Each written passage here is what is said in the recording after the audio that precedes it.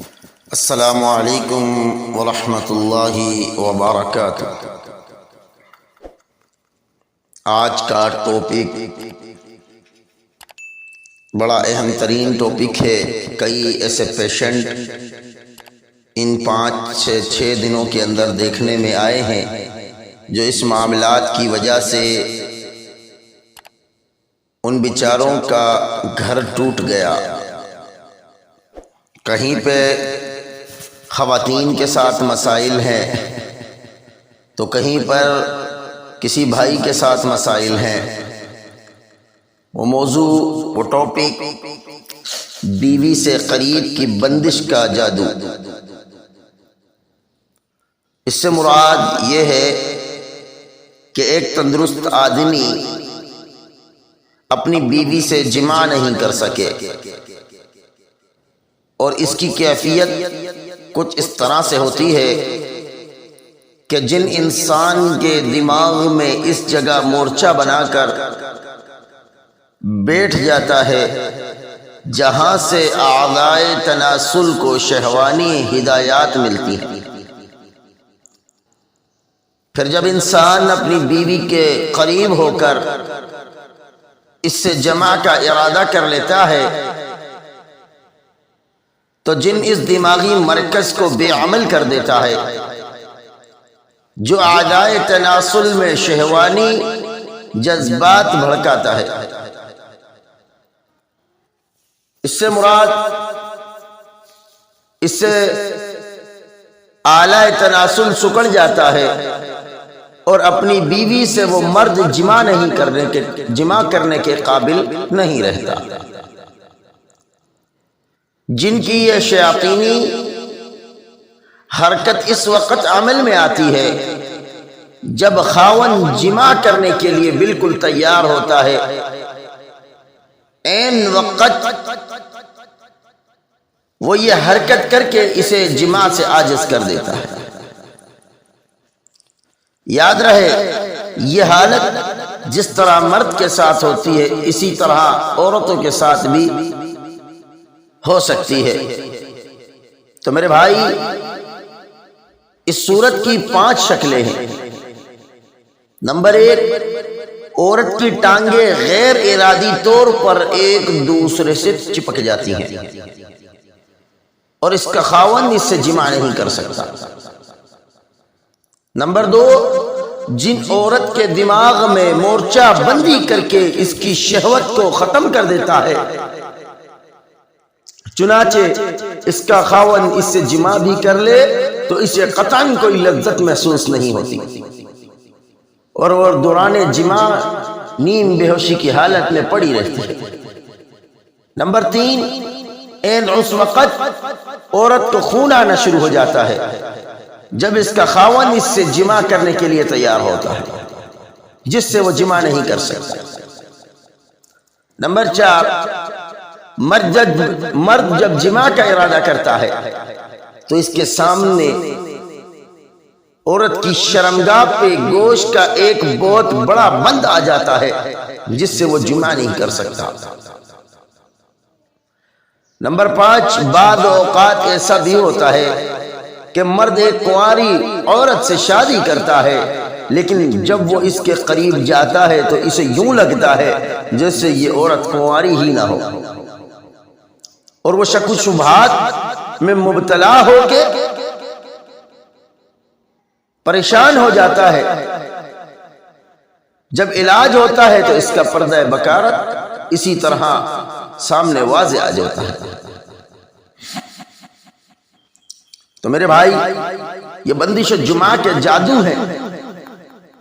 جس کی وجہ سے کئی بہنوں کے، کئی بھائیوں کے گھروں کو برباد کر دیا گیا، آپسی تعلقات کو خراب کر دیا گیا تاکہ ان کے درمیان جماع نہ ہو اور یہ حمل سے دور رہے، اولاد کی نعمت سے دور رہے، ان کے گھر میں خوشحالی نہ آئے، ان کے گھر میں پریشانیوں کے ڈیرے پڑ جائے۔ تو میرے بھائی، تو آپ نے کرنا یہ ہے روزانہ ڈیلی کی بیس پر اس رقیے کو توجہ کے ساتھ سننا ہے انشاءاللہ، اس رقیے کو توجہ کے ساتھ سننا ہے۔ اب رقیہ سنتے ہوئے آپ کے سر میں بھاری پن ہو سکتا ہے، کندھوں میں بھاری پن ہو سکتا ہے، گھبراہٹ ہو سکتی ہے، بے چینی ہو سکتی ہے، دل کی دھڑکن تیز ہو سکتی ہے، نچلا دھڑ سن ہو سکتا ہے، ٹانگیں سن ہو سکتی ہیں، رحم کے حصے میں عورتوں کے درد شروع ہو جائے گا، یا ماں حرکت کوئی محسوس ہوگی، مرد کے دماغ کے اندر کچھ حرکت محسوس ہوگی، اس کا سر بوجھل ہو جائے گا۔ تو یہ علامات اس رقیے کو سننے سے آئیں گی، تو پریشان نہیں ہونا۔ آپ نے یہ کرنا ہے کہ ایک پانی لے لینا ہے، تقریباً 19 لیٹر کے جتنا پانی لینا ہے، اس بوتل کو بسم اللہ پڑھ کر بند کر دینا ہے۔ اس کے بعد آپ نے اسکرین پہ آیتیں شو ہو رہی ہیں، سورہ یونس آیت نمبر 81 اور 82، یہ آپ نے پڑھنی ہے 7 دفعہ، اور پانی کو بسم اللہ پڑھ کر ڈھکن کو کھول کے اس میں اچھی طرح چھٹکار دینا ہے۔ اس کے بعد سورۃ الاعراف آیت نمبر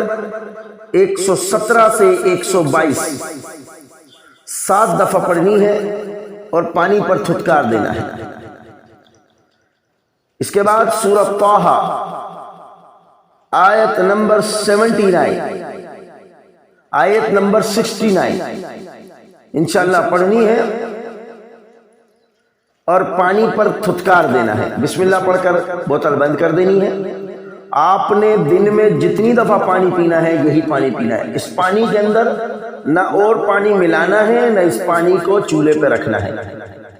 روز آپ نے کسی پاک جگہ پر کھڑے ہو کر اپنے جسم پر اچھی طرح 1 لوٹا 1.5 لوٹا پانی بہانا ہے۔ بہتر ہوگا کہ نیچے کوئی ٹپکا رکھ کے اس میں کھڑے ہو کر پانی کو بہائیں، تاکہ پانی جب نیچے گر جائے ٹب کے اندر جمع ہو جائے، اس ٹب کے پانی کو صاف جگہ پر بہا دیں،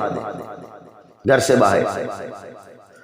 اور اسی پانی سے آپ نے پورے دن میں پانی پینا ہے۔ جب بھی پیاس لگے یہی پانی نکال کر پئیں۔ 7 دن اس پانی کو چلائیں، 7 دن میں ختم کر دیں، پھر 7 دن کے بعد دوبارہ پانی کو تیار کریں۔ اور اس رقیے کو 3 ٹائم سننا ہے، صبح فجر کے بعد، عصر کے بعد اور سونے سے پہلے۔ اس کے ساتھ ساتھ اگر آپ یہ کر لیں تو اور بہتر ہو جائے گا۔ 1 دفعہ اس دم والے پانی سے نہا لیں اور 1 دفعہ بیری کے پتوں کے پانی سے نہا لیں۔ 7 عدد بیری کے پتے لیں، 2 چکنے پتھروں کے درمیان اس کو پیس لیں۔ پیسنے کے بعد پانی کے اندر ڈال دیں، اس برتن کو ہلکا سا جوش دے کر چھان لیں۔ چھاننے کے بعد ٹھنڈا کریں۔ ٹھنڈا کرنے کے بعد اس پانی کو اچھی طرح دم کریں۔ وہ دم کیا کرنا ہے وہ بھی اسکرین پہ آ رہا ہے۔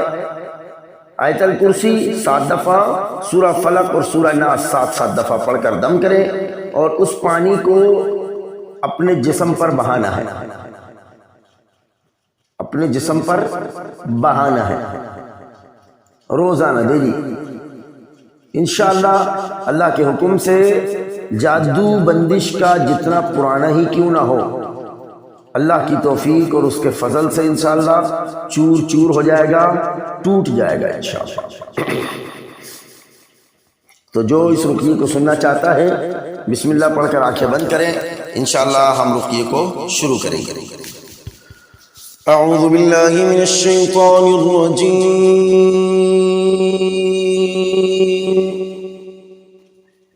من ہمزہ ونفخہ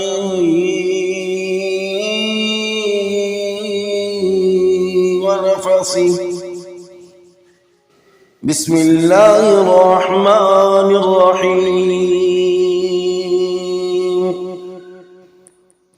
اللہم رب الناس، اللہم رب الناس، اللہم رب الناس، اللهم رب الناس اللهم رب الناس اللهم رب الناس اللهم رب الناس أذهب البعث أذهب البعث اللهم رب الناس أذهب البعث واشف أنت شافي لا شفاء إلا شفاء شفاء لا يغادر سقما اللهم رب الناس أذهب البأس واشف أنت شافي لا شفاء إلا شفاءك شفاء لا يغادر سقما اللهم رب الناس أذهب البأس واشف أنت شافي لا شفاء إلا شفاء شفاء لا يغادر سقما بسم الله أرقيك بسم الله أرقيك من كل شيء يؤذيك بسم الله أرقيك والله يشفيك والله يشفيك الله يشفيك عن كل دواء يؤذيك ومن كل نفس أو عين حاسد الله يشفيك بسم الله أرقيك والله يشفيك عن كل دواء يؤذيك عن كل داء يؤذيك عن كل دواء يؤذيك عن كل داء يؤذيك ومن كل نفس أو عين حاسد الله يشفيك بسم الله أرقيك والله يشفيك عن كل داء ودواء يؤذيك ومن كل نفس أو عين حاسد الله يشفيك أعوذ بكلمات الله التامات من شر ما خلق أعيذكما بكلمات الله التامات من شر ما خلق أعيذكم بكلمات الله التامات من شر ما خلق بسم الله الذي لا يضر مع اسمه شيء في الأرض ولا في السماء وهو السميع العليم بسم الله الذي لا يضر مع اسمه شيء في الأرض ولا في السماء وهو السميع العليم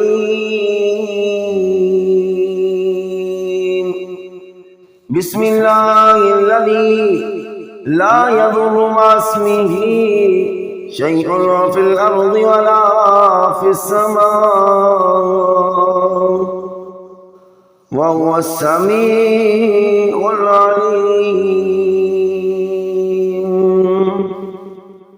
أعوذ بالله من الشيطان الرجيم